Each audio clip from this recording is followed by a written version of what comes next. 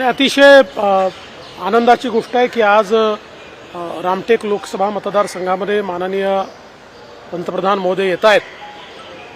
ज्याप्रमाणे चंद्रपूरला अतिशय भव्य अशा प्रकारचा प्रतिसाद सभेला मिळाला, तसाच प्रतिसाद रामटेकमध्ये देखील त्यांच्या सभेला मिळणार आहे. जनतेचं प्रचंड प्रेम आहे आणि लोकांची किमान मोदीजींना पाहता तरी आलं पाहिजे अशा प्रकारची अपेक्षा आहे. त्यामुळे निश्चितपणे नागपूर जिल्ह्यातल्या आणि भंडारा जिल्ह्यातल्या लोकांची ती अपेक्षा आजच्या सभेने पूर्ण होणार है.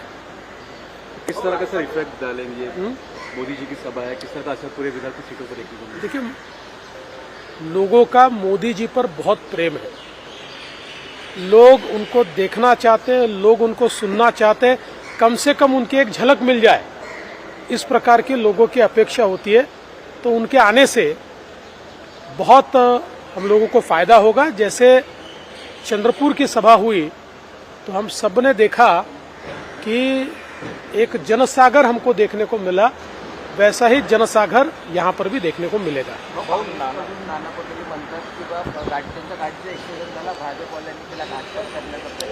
मला असं वाटत नाही की नानाभाऊ असं काही म्हणतील.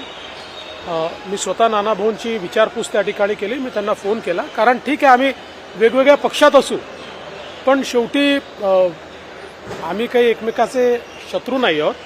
वैचारिक अशा प्रकारचा आमच्यामध्ये निश्चितपणे त्या ठिकाणी एक सामना हा सातत्याने चालू असतो. ते मित्रच आहेत आमचे. त्यामुळे जसं मला समजलं मी त्यांना फोन केला.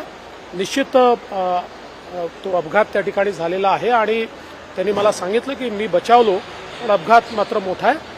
आणि मला विश्वास आहे की महाराष्ट्राच्या राजकारणात तरी अशा प्रकारची परिस्थिती न उद्भवली आहे न उद्भवणार आहे.